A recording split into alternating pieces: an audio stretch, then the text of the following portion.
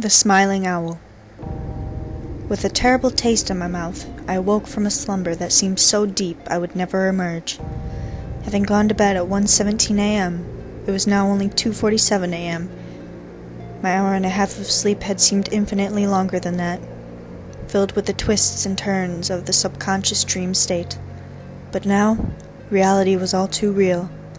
When I say this taste in my mouth was terrible, I don't mean that standard gopher crap breath every middle-aged man has when he wakes up. This taste was abrasive and unusual. Not bitter, but sickly sweet, making me want to vomit. The closest thing I could compare it to would be the aftertaste of cheap rum mixed with some form of liquefied candy corn. My bare feet touched the cold, hard ground of my new studio apartment, and I walked past my bedroom window and into the bathroom. Looking in the mirror, I opened my mouth in hopes of identifying the source of the taste, only to find that my tongue was covered in white gunk, almost like plaque. Confused, I then brushed my tongue and teeth to eliminate the taste, to no avail. Beginning to become restless, I then went into the kitchen, opening the cabinets one by one. I had my mind set on finding something to cut through this terrible flavor. The best option I found was lemon juice, and began downing it like water. Frustratingly enough, the liquid glided over the plaque on my tongue like a protective film, never even touching my taste buds. Throwing the lemon juice to the ground, I went back to my room. Suddenly and all at once, I was aware of a presence. A warm, throbbing, and almost painful sensation came over me, almost like an external source of nerve stimuli, boldly yet calmly letting me know that I wasn't alone. It was a kind of inherent awareness that one would experience in a dream, only this wasn't a dream. My instincts directed my attention to my bedroom window, in which, almost in a trance, I then walked to and peered out of.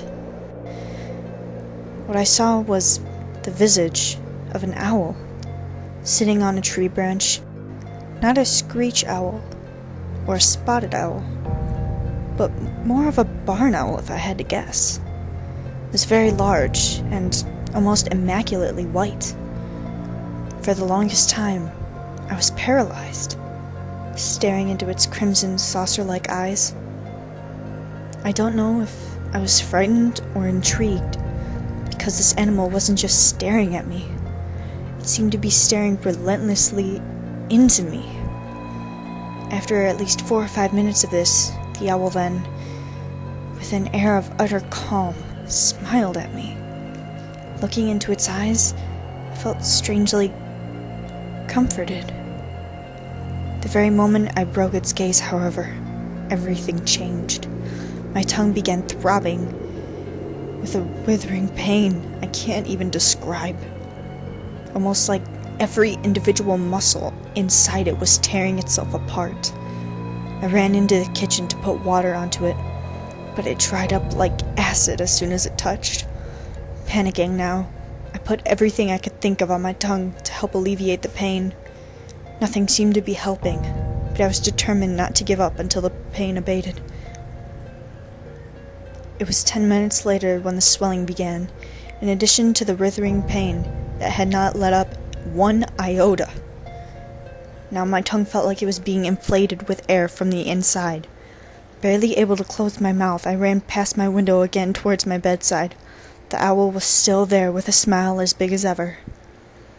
Reaching for a bottle of ibuprofen, I tried to down a handful at once, hoping it would help the swelling. I was unable to swallow, though, and the pills fell abruptly out of my mouth. Nothing seemed to be helping, and in a complete act of desperation, I ran back to the kitchen, past the smiling owl, into the silverware drawer. Opening it, I reluctantly pulled out my sharpest serrated steak knife. Holding my breath, I punctured my tongue with the knife, hoping the wound would release some of the pressure. Instead, all my muscles tightened around the knife hole, making my tongue's pain increase double-fold. Reduced to flailing on the floor now, I did the only thing left that any rational human being would do. I put the knife in my mouth and began sawing at my tongue. The pain of the blade was nothing compared to what I had been experiencing.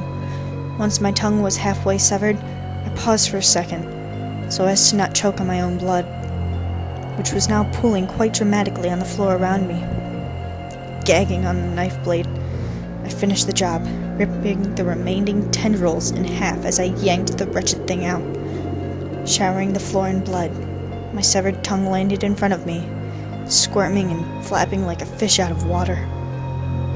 Disgusted and mortified, I kicked it across the floor into the bedroom and closed the kitchen door as to not to see it, and even worse, not to hear it, flapping around. Plugging my mouth with paper towels, trying desperately to maintain the bleeding, I sat crouched in the corner, suspended by shock and disbelief. As my heart rate finally slowed, I was still frozen with fear. So many thoughts rushed through my mind, they were almost indecipherable. What the heck just happened? Is this a medical condition? Am I dreaming? What was with that owl? Was that an owl? Then, all too suddenly, the most horrifying revelation came over me like a dark cloud. The owl had smiled at me through the window. It is anatomically impossible for an owl to smile. Overcome with a raw sense of primordial dread, I realized the truth. That's not an owl. There is no owl. That's not an owl, I screamed to myself. The glowering question now remained. If it wasn't an owl, what was it? I was beyond caring. I didn't want to know the truth. I didn't even want my tongue back. In that moment, all I wanted was to get away from the owl and back to placid safety.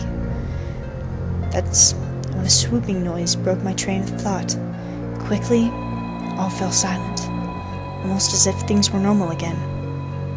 After waiting, I slowly opened the kitchen door to find that the severed tongue was gone. Approaching the bloody pool on the ground, I looked out the window once more, which was now strangely open. Staring back at me with crimson eyes, the owl was still perched on the branch. However now, it was poised with its mouth open. What happened next is beyond my realm of understanding.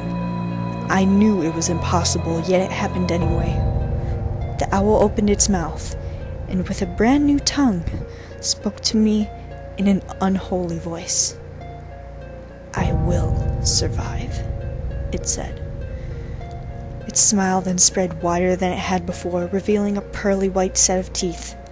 It was at this point that I blacked out from fear. Once I awoke, the owl was nowhere to be found. The bleeding in my mouth had clotted, and I immediately got my things together and headed to the hospital. Once I was in the emergency room, having to communicate with a pad and pencil, I informed the chief surgeon where I came from.